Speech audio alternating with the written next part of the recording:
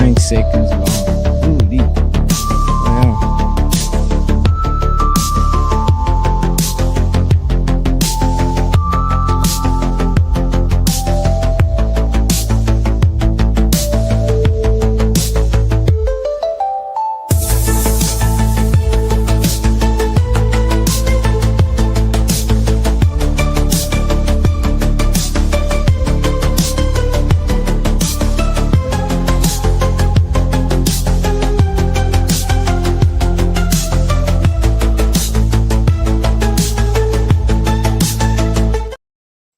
Oh boy, ladies and gentlemen, welcome to a special broadcast of the Upper Room. As you can see in the title already, I'm going to be talking to a good buddy of mine, Mr. Joe Emilio. Needs no introduction. This guy. Anyway, quick update. It is a sweltering day here in Cape Town. It is hot as hell. So we're going to keep the conversation short, maybe an hour and a half. We're going to get to some things. What I want to cover today with Mr. Joe Emilio, with the privilege he has granted me to talk to him, his comedy, origin stories, and various other subjects. Let's see who's here. What's up, Toast? What's up, Robbie? How's it? Welcome. Anyway, hang in there. If you got any questions for Joe, put them in the comments. I'll bring them up as we go along. So, without further ado, please, ladies and gentlemen, welcome to the stage, Mr. Joe Emilio. What's up? Hey, What's up, good buddy? I'm good. How are you? Very good, man. Very good. Good to see you. Man, I tell you what. When you mentioned that you were free today this morning, I had to like freaking panic. Let me get my mans on here. As a struggle streamer, if Joe Emilio wants to talk to you on a stream, shit, drop it, get him on there. So yeah, man. So dude, as you can see we want to talk about this comedy and various subjects in and around comedy for a while now. So what I wanted to do today, for the sake of the audience, my tiny audience, just to start off with a bit of an origin story, like where you started doing stand-up and what inspired it. But you carry on. I'm going to be shutting up much more. But that's my question to you. First jump off question. What do you think? All right, cool. Yeah. First, let me say thanks for having me. And well done on finally starting your podcast channel. We've been talking about that for years. But I'm very proud of what you're doing. I love watching some of the stuff you've been putting out there. It's great stuff. So thank you for having me. And also, I'm going to be spilling some tea about the comedy industry later on. Here we go. We'll get to that. I think a good place to start is the origin story. And geez, okay, so I think I started, so I was introduced to comedy, stand-up comedy when I was 13, 14, somewhere there. I was skateboarding. I remember my friend was listening, because like when you're a skateboarder, not everyone does this, but I was the type that liked to listen to music while I skateboarded. Right. Not always the smartest thing. But I asked my friend, like, hey, what band are you? Because he was also listening to something. And I asked him, like, hey, what are you listening to? And I thought he was listening to like a punk rock band or something. He was like, oh, I'm listening to Dave Chappelle. And I'm like, well, what band is that, And he's like, no, it's not a band, it's stand-up comedy. And I'm like, what's stand-up comedy? At this time, I had no idea what this stuff was. And he's like, oh, it's just a guy on stage telling jokes. And I'm like, oh, okay, let me listen to that. I listened to a few like jokes here and there, and I was like, oh, this is funny. And then I eventually went and I downloaded his specials. I downloaded other comedian specials. I kind of went down a comedy rabbit hole where I was like, who else is a stand-up comedian in the entertainment world? And Robin Williams popped up, Jim Carrey, what's his name? Drew Carey, Alan, what's his name? Alan. How is his name? Alan Parr? Is it Alan Parr? No. Is it old? We're talking 80s and 70s, 80s, 90s. Oh, Alan yeah. Not Woody Allen. Woody. Sorry. Home improvement guy, man. What's his name? Oh, Tim Allen. Is it Tim Allen? Tim Allen. Tim Allen. That's Yes, the yes, one. yes, yes. Yeah, So I was going back into like the 80s, 90s, Pryor, Mhm. all these very popular, excellent comedians back in the day. Mind you, that when I also found out about this stuff, it was also the early 2000s. So, and so going back and trying to find all these old footage of comedians. I loved Dennis Leary. Dennis Leary is great. His rants. Dude, It's like, I wasn't surprised. I think the one that I was a bit disappointed with was Adam Sandler. I didn't find his stuff that funny. I could see the humor, but I didn't find it that funny. okay. James, I loved. David Spade, I loved. So Nice. go on the list. But over the years, I found Dane Cook. Became a huge fan of Dane Cook. Yeah. So much so that I watched his stuff over and over and over. And then eventually, when I came to South Africa, the one time I was at a braai and I had a little bit too much to drink, but not too much where I'm like wasted or anything, but I have a bit of a buzz and I have confidence. Yeah. And then I just started like performing Dane Cook jokes in front of my friends, and they were laughing hysterically. And I did make it clear though that this is not my stuff. I'm reenacting this guy named Dane Cook. And I don't know, I was kind of like a unofficial ambassador for his brand for a while.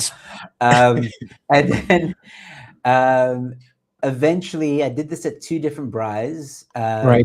And one of my friends was like, dude, have you ever thought of doing your own stand-up? Interesting. Now, at the time, I had thought of it, but I was like, I don't know where to start. I don't know how to like. I don't even know how to write jokes or whatever. But I thought it was like hugely complicated to write jokes. Right.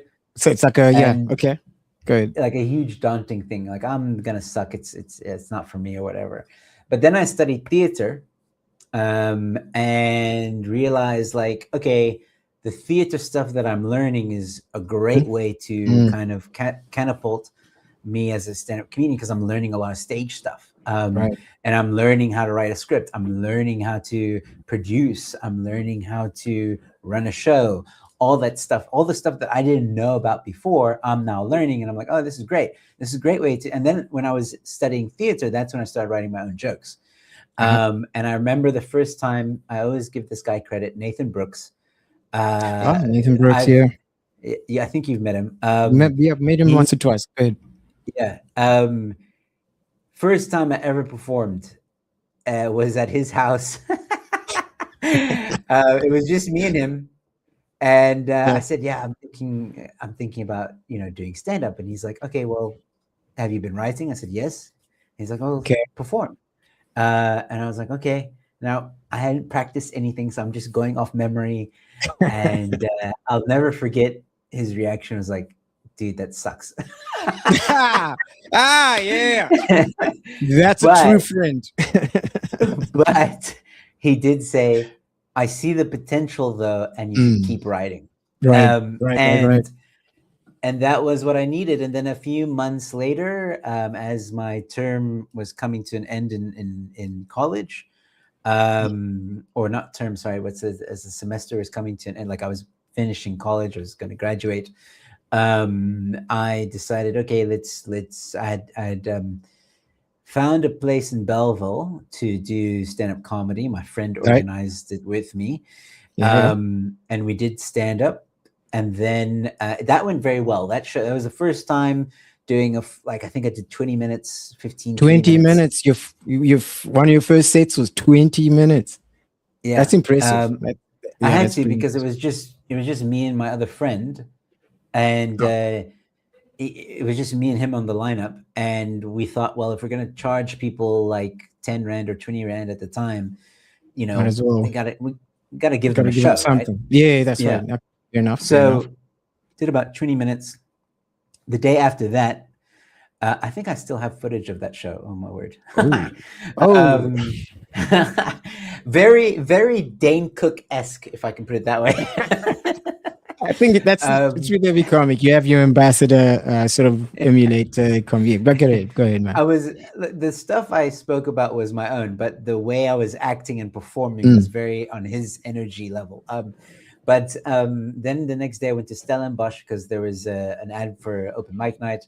I spoke to the manager there, and he's like, "Yeah, no, we're thinking about doing open mic nights." I was like, "Cool, I'm in." And then for a year, I was doing comedy in Stellenbosch. I think you were invited at one point. Yeah, to headline with us. Yeah, around that time is kind of when we started being friends. The Stellenbosch shows that you did, and that's part of the Western Cape. Yeah, so we met when I came to Armchair the one time. So Armchair, I did comedy in Stellenbosch for about 9-10 months before I went to Armchair. And then I went to Armchair, I met, what's his name? Christian Cup. Christian Camp, yes. Christian Cup. Met him, asked to be on the lineup. He put me on the lineup. Now, I can't remember if it was my first or second time or third time there, but I remember Armchair is a different crowd. Yeah, dude. Go ahead. I've performed in Stellenbosch, took that exact same set to Armchair. It killed in Stellenbosch, but died in Armchair. But anyway, I remember you were the only one laughing. Oh, dude, I love this set. I love your set. We met at that point because you came up to me and said, "Dude, dog, you're funny. I remember that. What you're doing, all that stuff." And that's when you and I met, and we became friends. And then I think after that, I told you about Stellenbosch. I said, "Come through whenever you can." Blah blah. So yeah, that in a nutshell. Because after that, it was just about I was organizing a lot of comedy shows. I was being involved with more comedy shows. I mean, at one point, I was organizing 8 shows a month. Yeah, I remember that. You were at some point. You were one of the hardest working comedy organizers that I can think of for a period of time that had the most shows up in the air for a month. That's crazy. I wanted to bring stand-up comedy because a lot of the stand-up comedy, when I first tried to do stand-up comedy in South Africa, before I found this venue that I did and before I went to Stellenbosch, I was looking, and everybody was saying, "No, you got to go to town. You got to go to town. You got to go to town." Yeah. No, I was stayed in the northern suburbs of Cape Town, and I wanted to do an open mic night in the northern suburbs. And makes sense. And everywhere that said open mic night was more for musicians than it was for comedians. Everybody was like, "No, it's for musicians or whatever." So then I was like, well, I remember having this conversation with Chris and saying, because I didn't want to step on anyone's toes or anything. Right. So you're kind of the new guy. But yeah. Go ahead. To me, he was like, almost like I don't want to say Godfather, but he was because he was doing Armchair and all the big guys were going to Armchair. Yeah. So I'm like, okay, speak to Chris, get the okay from him. Yeah. And I spoke to him. I said, "Hey man, if I want to organize in the northern suburbs some gigs, do you think any comedians would have a problem with that?" And he's like, "Dude, just do it. Just do it."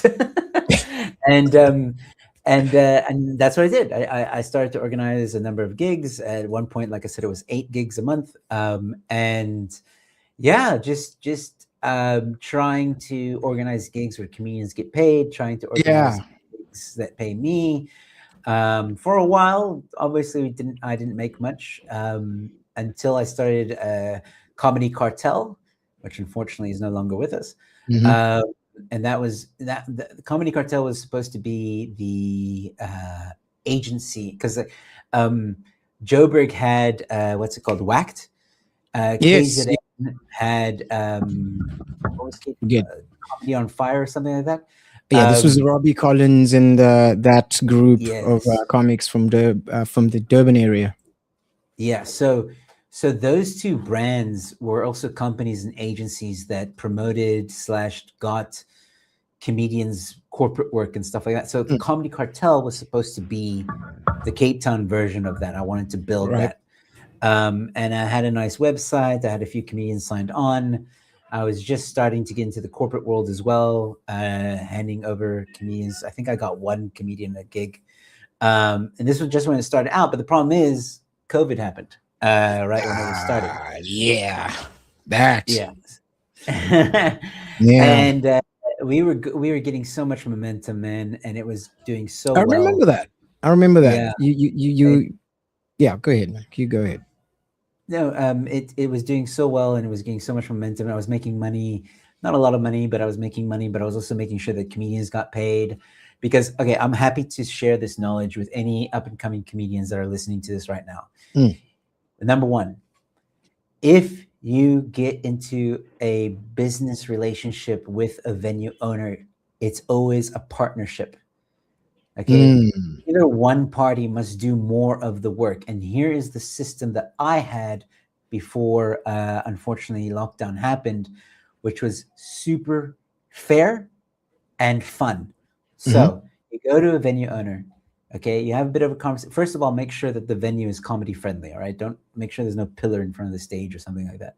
So you want to make sure that it's comedy friendly. There's a stage, so on and so forth. You don't necessarily need lights, but at least try and organize a spotlight if you can, and sound, obviously. Once that's all sorted, you approach the venue and you say, "Listen, I'm going to charge X amount. Let's, for argument's sake, say you're going to charge 6,000 rand. Okay. All right.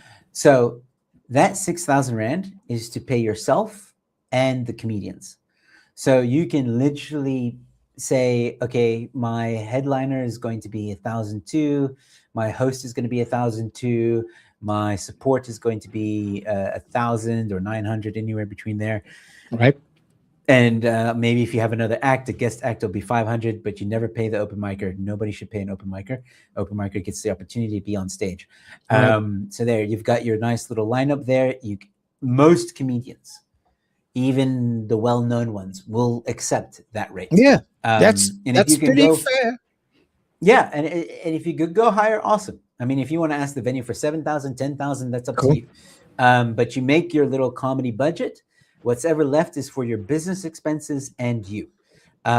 So for instance, with me, I had equipment that needed maintenance, and That's right. I had petrol expenses, food expenses, and stuff like that. I would pay the venue to give food, stuff like that. So and like a bar tab. So that all came from that amount. Whatever was left was for me, profit, or for the business. And it stayed in the business, and at the end of the month, I'd give myself a very small salary. But so that's how you do that. And here's the real kicker with the system. You might be asking yourself, like, why would a venue give you 6K just willy-nilly, or 10K or whatever? So what you got to do is you got to figure out how much audience you can fit into that venue, right? And this will also help you determine how much you should charge the venue. So if you've got like 100-seater, right? And let's say, for argument's sake, now remember, you're going to do premium shows here. This is not open mic stuff.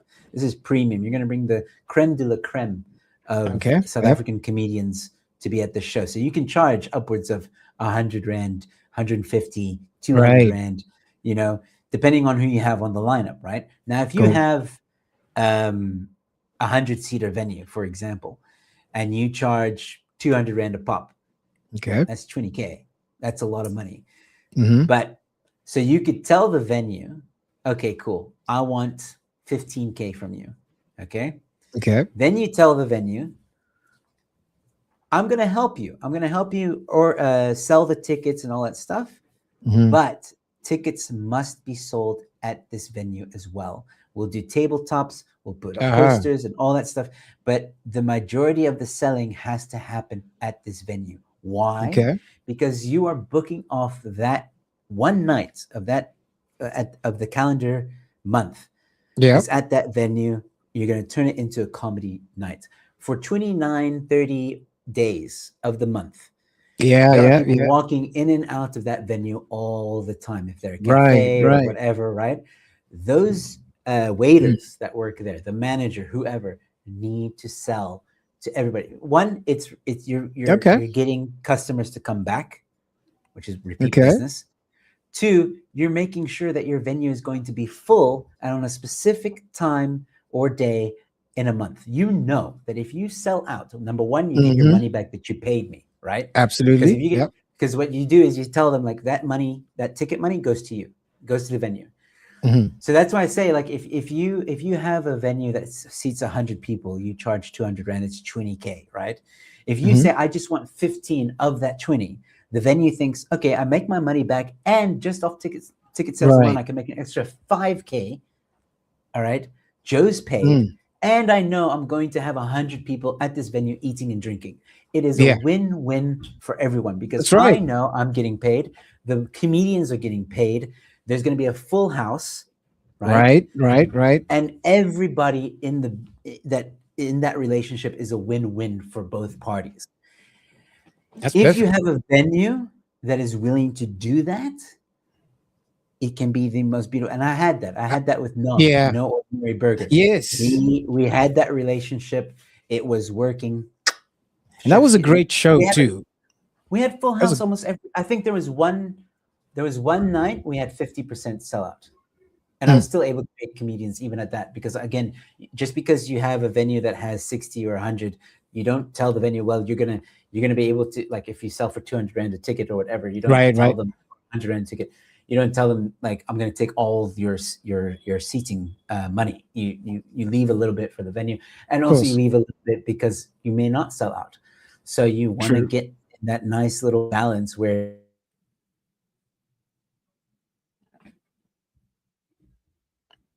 Oh, did we freeze? Are you still there, brother? sorry, don't know what Oh, there happened you go. Gremlins. there. Carry on. So yeah, when you have that relationship, it's a win-win situation, and you don't want to be too greedy about it. Mm. And then over time, like I would say, like, start at 100 rand when you do the show the first time. And here's another tip: don't sell the comedians. A lot of starting out guys do that. They sell the Ah, comedians. yes. Oh, Yes, yes. Stuart Taylor's gonna come here. Carl Weber's gonna come here. Joe Emilio's gonna come here. What's his name? Whoever is gonna come here. Yep, yeah, pick a Not name. every. No offense to any of the names that I just mentioned. I was not picking on them. And I'm sure they would I'm understand. Go ahead. I'm Yeah, sure they would understand. but Go ahead. but if you try and market, like, Stuart Taylor does have a following.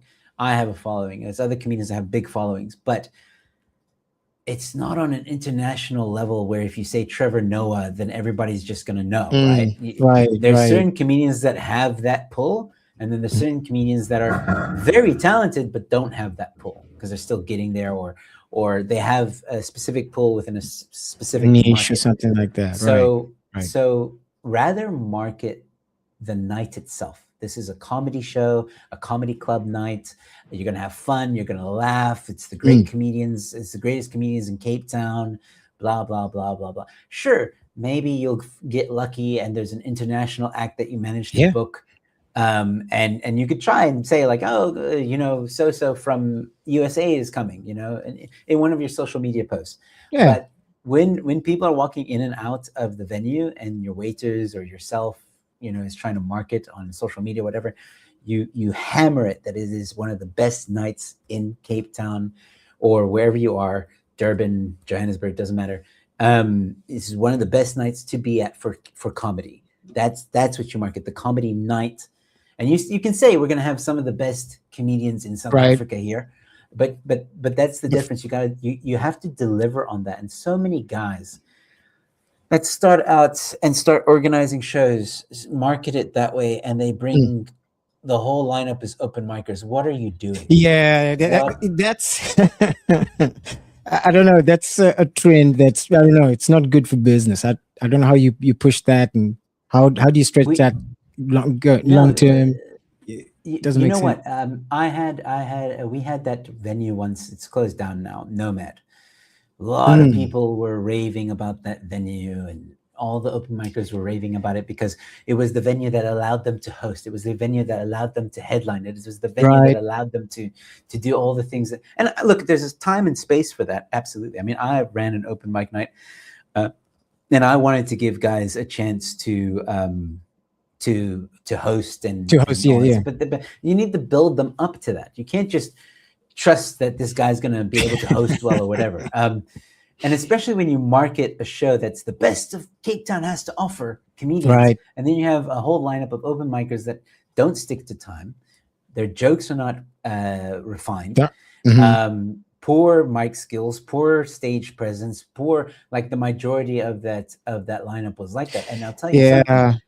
When I was at the same time, when I was still doing my shows and Nomad was going around, or was happening, I had a few audience members, I kid you not, man, come to me and say, you know what, Joe, my friends convinced me to come to this show, but I refused to come because I had gone to Nomad and it was like the crappiest comedians. Oh my God. So thank you for putting on this show to showcase the true talent.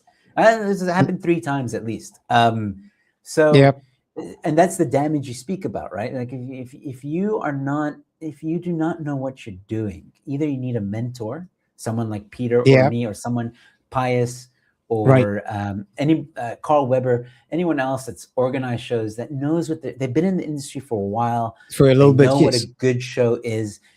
There's nothing wrong with organizing an open mic night, but then you've got to advertise it as an open mic night. You cannot say, "Oh, best comedians," and then you have all these newbies there. It's you're damaging the industry more than you are helping it, if that makes sense. Well, 100%. You know, I was about to ask you what your advice would be to younger comics. I think you nailed it right there, because at the end of the day, it's the entertainment business, and a lot of young comics focus a lot on the sort of the entertainment part of it, but not really so much on the business part of it, and so end up sort of hurting their own industry, or their own sort of market, if you're going to run a regular comedy evening at a place. And stop doing free shows. Can we also stop doing that? Open mic nights is a gray area. I'll level with you on that. I don't know. I would love to know your opinion on this, but like my opinion is if you are marketing best in Cape Town, blah, blah, blah, blah, has to be charged. You are cheapening the professionals. You are cheapening the art. You are cheapening everything about the industry. When you do a free show and there's guys like, you know, I don't know, Kurt Sconrad on, not that he would ever accept that, but like big names on there, and you're saying free show. Listen, guys, free shows are one of the most difficult shows. Some guys pull it off. I don't know how. I've heard there's been some free shows that have been really awesome. Great. Good on you. But the majority of free shows are not good. One, the majority of the time when there's a free show, it means that the venue is continuing to do its business. They don't want to charge people because they're worried that the charging fee is going to make people walk away for that evening. So the people that are there didn't know there was comedy. But now you've got this guy. Yeah, you got this guy on stage trying to tell jokes while people are eating their dinner and having. That's the worst. Competing as a comic against it happens most of the time. Oh my God! So can we stop doing free shows? Market it as a proper show, all right? And it will be a win-win for everybody. Take the system I said where you do the premium shows. That's fine. I don't mind. Anytime a comedian wants to know this stuff, I am an open book. I will happily share these. This is why I'm doing the show with you. I'll happily share this with you, because I think it's going to, if people understand better. And listen, I don't mean to criticize anyone that's doing it, because the majority of comedians that are on that are running shows right now did not go and do theater. They didn't do theater. That's true. They may have done IT, or they studied something else, or maybe they didn't study. I don't know. But the point is, they don't come from a theater background. So there's a lot of things that they don't know, and I can't fault them for that. Right. But it's also good for you to maybe ask some of the more seasoned guys, like, hey, what's the best way to organize this? What's the best way to do this? What's the best way? Like, should we do free? Should we do free? Should we not do free? I think shouldn't do free unless it's an open mic night and it's advertised as such. And even then, gray area, because I think some venues it will work, and other venues it won't. Yeah, I think the venues where that sort of thing would work are usually a specific type of venue. Maybe they already have like a live performance culture, kind of like a Armchair, where you can cordon off one day a month. Okay, free show, pull in. You guys know what's going on here already. But at a sort of restaurant or that becomes messy. one of the worst experiences of stand-up comedy in my particular experience is competing against a chicken rotisserie. You know, there's no way. I'm good at my jokes, but when the audience is fixated on chicken rotisserie, it's over for me. I'm bombing. In today's economy. You get it. Yeah, I see. We said nomad too many times, and now there's nomad. Oh, he popped up. How's it, nomad? How's it going, buddy? So there's a couple of people in the comments here that guys, if you got a couple of questions for Joe, pop it in the comments. This is one of. I'm thinking we're gonna maybe have a couple of these sort of interviews around comedy. Now we're already 30 minutes in. I want to ask you about a couple other stuff. But if you guys ain't got any comments or anything like that, pull in. And by the way, I think I got some people on Kick. Some people on Kick over here. The links for Joe are all in the description. So if you want to go have a look, and also like and subscribe. Pull in on YouTube, like and subscribe. Joe, I want to transition a little bit. Just off the comedy a little bit. We hit the pandemic, and that changed a few things. It really shifted stand-up comedy at large. Venues shut down for nearly a year. A lot of places just went away, never came back. Some places did kind of come back, but not really. And a lot of comics just decided we're gonna do something else with our lives. A few, yeah, me being one of them. But you managed to use that momentum, start a YouTube channel, and now I want to talk about that. How was that experience, and did stand-up comedy aid in any of that? And B, would you recommend a young startup comic to start a YouTube channel or do the whole get into social media commentary and whatnot? Maybe let's start over there. What do you think? Excellent question. Okay, so I think before the pandemic, before lockdown, I had been yearning to do like a YouTube channel. I just didn't know what to do. And I think like if anybody goes to watch some of the old videos that I have on this channel or my channel, you'll see like I didn't know. I tried parody music. I tried rants, stand-up comedy, which was always awkward, like to perform stand-up comedy in front of the camera. I did interviews with fellow comedians. I was toying with a lot of things until eventually, I found commentating on current affairs and trying to bring a comedy twist to it was what people enjoyed, number one, and number two, I enjoyed it. Right. And so comedy helped in the way that I was able to bring basically, because there was a lot of guys out there that commentate on the news, but they're not really there's no real fun in it, if I can put it that way. So like, for example, I didn't want to necessarily be like a Jamie Oliver or like a talk show kind of comedy thing. I wanted to bring in memes and funny moments and have a little bit of funny commentary, which it took a bit of time to get used to that style, that format, which I think now I'm really starting to hit my stride with it. And every day I do an episode, it's getting better, I think. I had a lot of fun doing the episode that went out today. So I saw that today. That. Right. The reaction videos I find are a lot of fun. It's fun to do reaction. I'm starting to get more comfortable and more confident in that style. So the comedy comes through in small ways like that, and I think it does help to have been a comedian doing that. Now, should other comedians, start a YouTube channel and commentate on the news?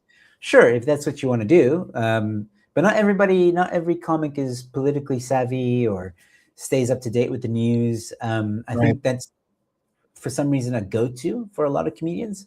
Because I've seen some comedians start that way, like they start commentating on current affairs and stuff, and they try and be funny and stuff. Some of them are, and then I see they drift into maybe skits or other forms of content creation. to try and make people laugh. And I'm all for that. Whatever you feel comfortable with, you should do. Should you be on social media? Should you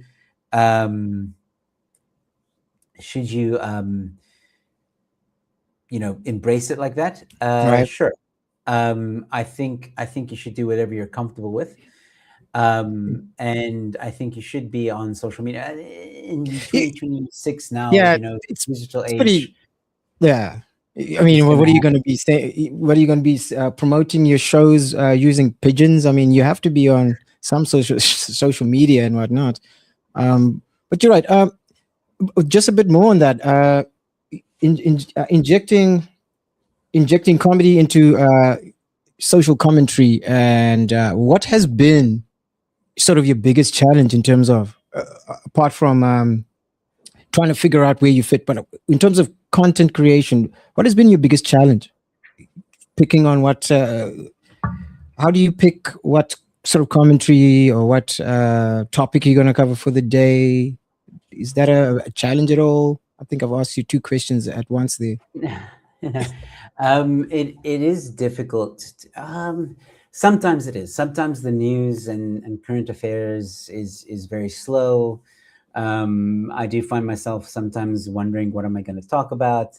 And sometimes, like, there's stuff that happens, whatever, like Right. Venezuela thing is a very good example. So when it happened, I wanted to do a video on it, obviously, but I'm with family. I'm spending time with family. I said I'm going to take a break. I'm always, with newsflash and all this stuff, you sometimes feel like you're chasing headlines and stuff like that. So I really wanted to take a break and spend time with family. So despite what happened, and I knew it was an important news, I felt that spending time with my family is more important. I said, I'll get to it next week when I'm back in action.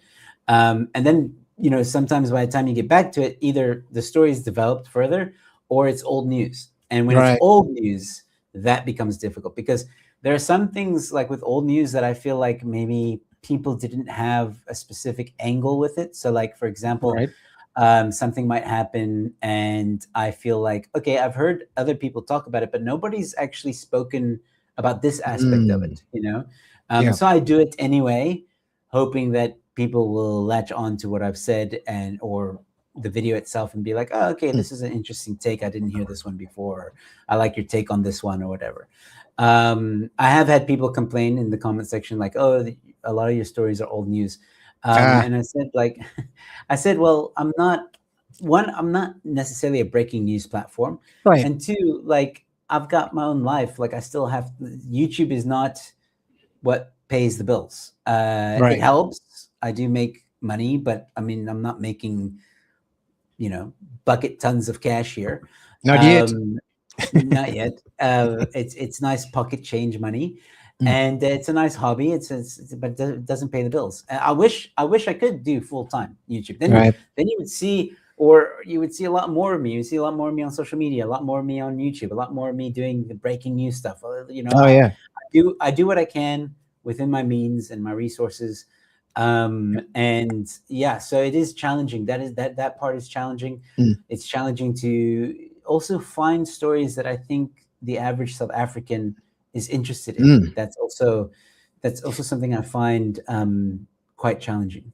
Speaking of that specifically, we only got about 20 minutes left. I do want to cover a bit of this.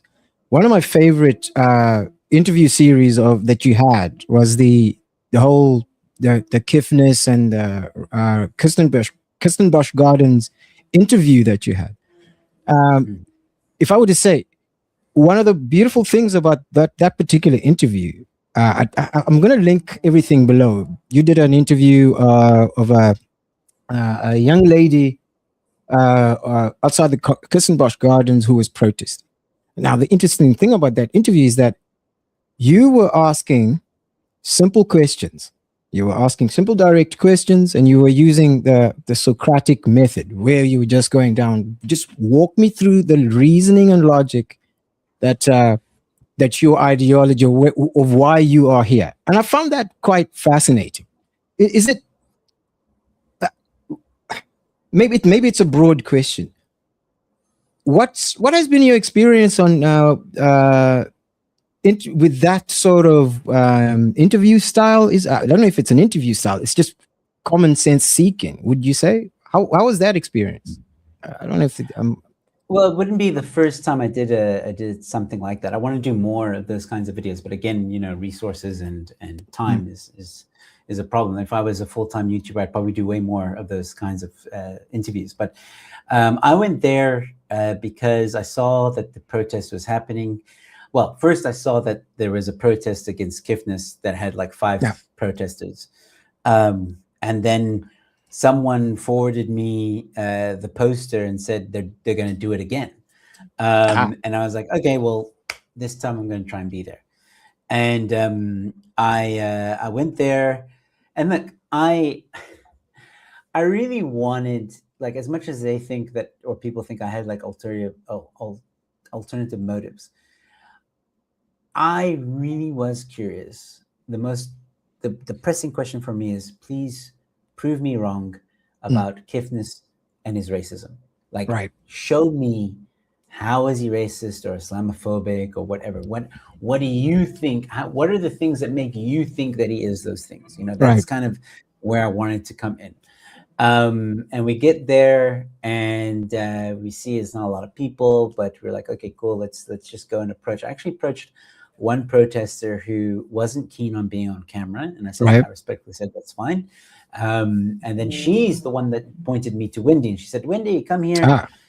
Wendy came, and she's like, Wendy will be happy to be interviewed or whatever. And then that's when the camera goes on, and I ask her to be on film, blah, blah, and then you guys see the rest of that interaction. And yeah, I mean, like, the first time being in that situation and doing that was interesting. I didn't want to fixate on every point that she was making. I felt that I need to let her talk. I need to let her get her opinion out there. And I pushed back on what I knew I could debate, or that what I knew I could basically not correct her on, but like for example, when she said that Kifness, in her opinion, is spewing hate speech. And then I was like, well, I know a little bit about hate speech, so let's ask these certain questions. Like, has he ever incited violence? Has he ever called for this? And she was like, I don't know, or no. And then that's when she cut off the thing. But immediately when there was a bit of pushback, when you're chipping away the argument, it changed, and then that's when they swarmed me. Yeah, that's what I found quite interesting, and that was my biggest takeaway. I did a reaction video to it, and I want to mention kudos to Wendy for actually 100%. Standing there and talking. She stood there for 20 minutes. Bless her soul, she didn't know really what she was talking about, but 10 or whatever. But as opposed to the professor who didn't actually want to talk to you. I don't even know if he was there at all. Quick one. He was the one that called my cameraman a fetch playboy. Which brings me to the question: how's your cameraman doing after that ordeal? Nomad asks, is he okay? He's great. I mean, like, we got to, Kifness invited us to his concert, so we were there on the day of the concert. He got a picture with Kifness. He was very excited, and Kifness was super cool. And yeah, no, my cameraman, he's quite young, but he's a good guy. And I mean, even Kifness, who you've met my camera guy. I've met him. Yeah, he's a fascinating young man. Yeah. Sweet young man. He really liked you, by the way. No, we got along. Same type of brainwaves, right? Yes. So yeah.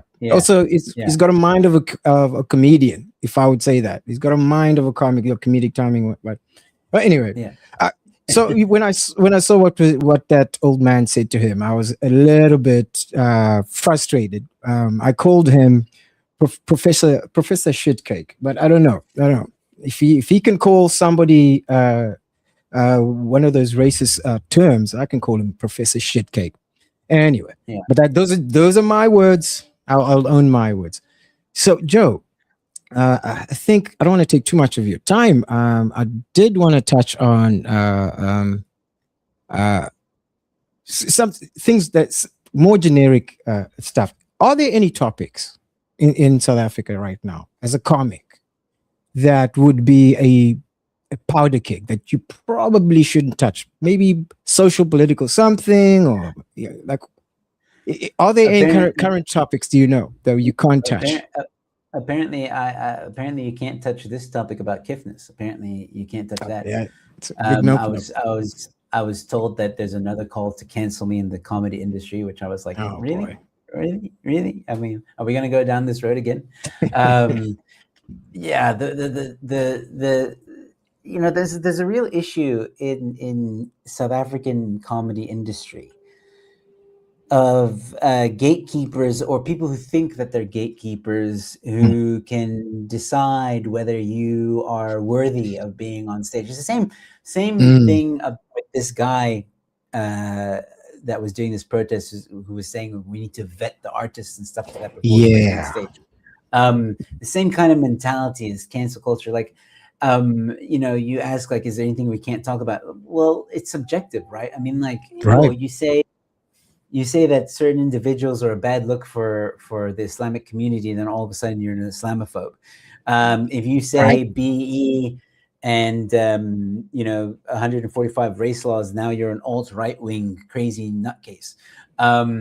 You know, because people are saying that those laws don't exist. So there are certain things. No, you in the comedy industry, if you want to become successful, advance, industry, there are topics you're not allowed to talk about, but nobody talks about it, right? Nobody will give you a list. Of, like, don't talk about that. You just gotta know, and how you know is what is on social media. So if you see anything that the left agrees with, you can probably talk about. Anything that the left doesn't agree with, you're not allowed to talk about. Probably. I've had a lot of comedians message me over the years and say that they enjoy my YouTube channel, and they enjoy what I do because I'm giving a voice to them. They want to talk about these topics, but they can't. And I think it's a real problem in the comedy industry that we have this type of atmosphere where each of us cannot be treated with the respect that we deserve. I'm not going to agree with everyone in the comedy industry. Right. And that's okay. It's okay. If you want to be pro-Palestine, I want to be, I don't know, pro-Israel. Not that I am, but I'm just saying, like, whatever pro you want, pro-life, pro-change, pro-this, pro-that, whatever. Who gives a fuck? Like, just go on stage and be funny, okay? Yeah, that's tell my you job. Jokes. That's your job, okay? Go on stage and be funny. Who cares what I'm saying behind the scenes on social media or whatever, right? I mean, like, look at what they try and do to Dave Chappelle, for example. Dave Chappelle really, the legend makes an excellent joke about the mind of a lefty and the illogical way they think, right? About trans people and all that stuff, and then calls to cancel Dave Chappelle. But you can't cancel Dave Chappelle. You cannot cancel Dave Chappelle. He's an industry of his own. and here's the thing. If someone, I'm not saying that there aren't harmful things that are said on stage. Of course there are. But we have a constitution and laws in place against hate speech. And there's a difference between speech that you hate and hate speech, okay? Right. And we have to start being okay with different opinions. Now, there is a fine line, right? When it comes to, if I went on stage as a comedian and I said, screw all the Jews, we got to kill them, right? Right. That's a huge problem. And terrible joke. Terrible joke. If I'm terrible joke. But I would also be in the audience like, okay, I'm not going to buy a ticket to this guy's show again, you know? And that's the thing. I've seen many comedians who go on and do RAPE jokes, okay, and sexual assault jokes and stuff like that.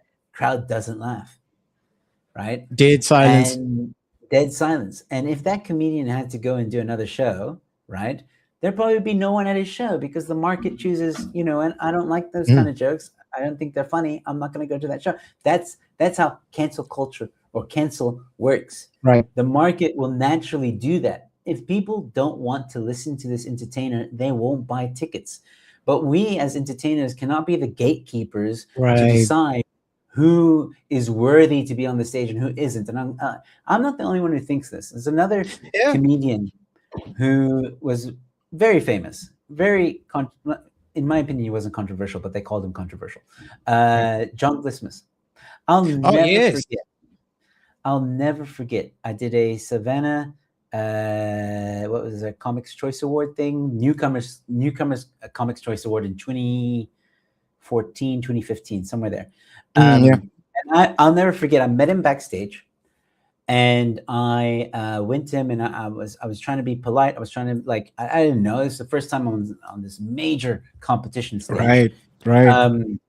And I asked him, I said, is there any rules? Like, am I not allowed to say anything? Am I not allowed to swear? What am I not allowed to do? And then he looked at me and he said, Joe, I am not the comedy gods. You do what you do. The audience decides, not me, not any other comedian, no one else. You do you, guy. If you want to swear, if you want to talk about taboo things, that's up to you. But and then he said, depending on how it goes, that's also on you. It's nobody else's responsibility. That's right.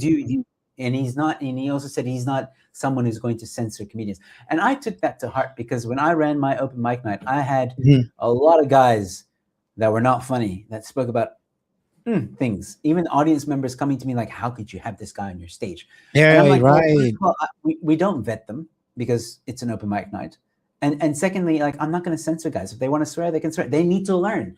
They need to learn what the audience wants. How are you going? You can't baby people into that. These are adults. Freedom of expression, guy. Freedom of expression. All right. And if I want to go on my social media and not incite violence, but say I don't really agree with, if you're, I don't agree that a man can be a woman, that's my opinion. That's why you don't like it. Block me, move on. Never come to my show. I don't care. But to now take that tweet and be like, oh, well, you got to cancel Joe, and we got to make sure this guy, he's not allowed to be in a comedy club, nor is he allowed to be on stage in any comedy club in the world. Who the fuck? Burn the witch! Burn the witch! Yeah. It's crazy. There's something really, I'm going to say it, this is the upper room. There's something really fucked up about a comic that wants to tell another comic what and how to do comedy forcefully, almost. I always found that a little bizarre. Running out of time here quick, Menzi really asked a question which is poignant to the point we are talking about now. He says here, but shouldn't the opinions be informed? I feel that some people just state their opinions, whether informed or not. This is now within the context of stand-up comedy. So what would you say to Menzi about coming like that, Joe? Opinions are opinions, man. It's like assholes. Everybody has an asshole. Everybody shits from it. Doesn't mean you're gonna have a good shit or a bad shit, right? So opinions are opinions. That no one should.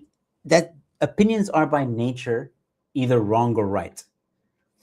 They're never only right, and they're never only wrong. Only when they're backed up with evidence does an opinion become fact. There's a difference between stating facts and opinions. If you have an opinion on something, that's your opinion. You're allowed to have a wrong opinion. You're allowed to have a right opinion. But when opinions are backed with fact, it's no longer an opinion. It's fact. I can't state that. I can say something like, in my opinion, the sky is pink. But I didn't bring any factual evidence to support that opinion. It's just an opinion. But if I say it's pink and I bring all this scientific evidence pointing towards why the sky is pink and we've been fooled this whole time and blah, blah, blah, blah. And it goes through all the necessary... Yeah, and you got all that necessary stuff with the scientific board and people who review it. And then it's like, okay, guys, we made a mistake. The sky is now pink, by some formal association or board or whatever. Then it becomes fact, right? So I'm using a very stupid example. But yeah, fair enough. The principle is there. And so when you talk about, but shouldn't opinions be informed?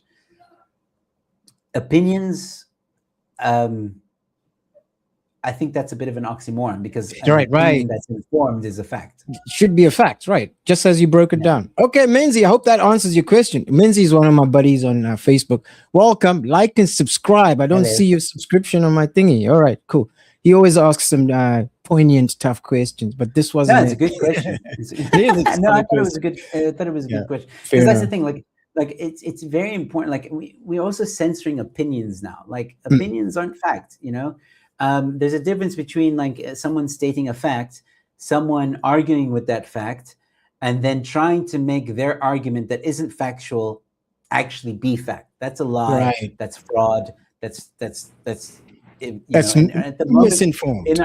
Yes, and in the moment in our world, we have a lot of that. We do have different sides of the spectrum that are political spectrum that are fighting one another, claiming that this is misinformation, that's misinformation, you know, all this stuff, and what is factual, what is not factual, and stuff like that. I think it's up to us as individuals is to research as best as we can, get different forms of opinions, get different forms of facts, get different forms of the story, both sides, and then decide for yourself what is correct or not. Fact, however, exists somewhere, unfortunately, in today's world, in the middle, because unfortunately, we do have a very left-leaning mainstream media. We do have some media that is right-leaning, and I think, in terms of fact, it's somewhere in the middle. And usually, the truth does come out sooner or later. That everybody agrees, yes, this is the truth. This is what actually happened. And that's why a lot of the times when there's racial stories in South Africa, I'm usually not the first one to jump onto a story like that. Right. Like, for example, the racism at Brackenfell High School, the racism at the, you know, all these other Hank's Pub and all that stuff. Like, I usually wait because I'm like, it's not that I don't think it's right or wrong. Or whatever. I'm like, we've heard this whistle before, this alarm, and it's been wrong. So I'm going to wait until all the facts are out. Once there's an investigation, once everything has been revealed, and then we can go from there. Because up until then, it's opinions. That's true. Right? It's opinions until the facts come out. I like that strategy. You know, let that shit breathe, as they say in the hood. Let it breathe for a little bit. Let a few days pass by. Let the facts come in. Then maybe you can formulate a solid factual opinion. There you go. Joe, we kind of hitting the hour. I kind of want to let you go here. You've been very, very gracious. Thank you very much. Good conversation. I want to continue this because I have a slew of other questions. A lot of them are going to be centered around, there's a lot to get into. There's slew of other. I do also want to cover a little bit more of just what we were talking about. How does one begin to formulate sense-making mechanisms when we are interrogating this weird world where the opinion is in the middle? I always found that comedy helped because in comedy, if you the way I used to write, you have a scenario, something happened to you, so you break down the facts that happened, and in between that's when you fill in the comedy. At least for me. And so, comedy style thinking helped me look beyond what was actually happening, beyond what's the driving mechanism here. For instance, what sort of ideology is driving this lament or thinking? As a parting, that's one of the topics I want to talk to you about, but as a parting sort of message or thought, what do you have there? I think I need to work on my interview technique here, but I want to ask you, like, what would be your final sort of thoughts for at least for this hour, and then we can carry on and arrange for a different time we can talk. Continue the conversation. My final thoughts are that I think it's important for anybody that wants to try stand-up comedy to, speak to guys that are in it already. Get advice from them, guidance from them.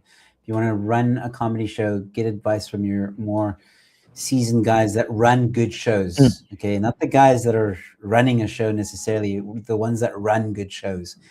Talk to them, get advice, all that stuff. They're usually quite open to talk. They're usually quite open to much like you. Go ahead. so that's one thing I'd like people to take away from this. The other thing is, if you're thinking about doing stand-up comedy, reach out to me or Peter. We'll point you in the right direction. And the other thing is, if there's any comedians watching this, be careful of the cancel culture. I thought I had a lot of friends in the comedy industry until I didn't. And for reasons, I think that people just wanted to jump onto a bandwagon because they felt that everybody else was jumping on that bandwagon. And not everybody, certain individuals were jumping on that bandwagon, and they wanted to be a part of it because they thought that if they were part of that bandwagon, they would, I don't know, advance their career or whatever. Right.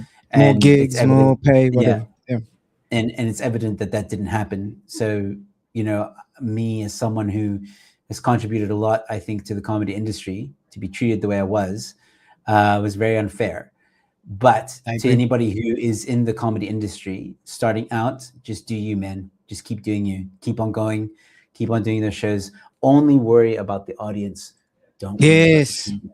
100%. And if that's the only thing you take away from this episode, that's great. But don't worry. We're definitely going to do another one, and there's going to be more tea to be spilt. So hell yeah, hell yeah, Joe, hell yeah. Final bit of quick in the comments. I do owe him this. Menzi says also, Peter, I was the first person to subscribe here. That's true.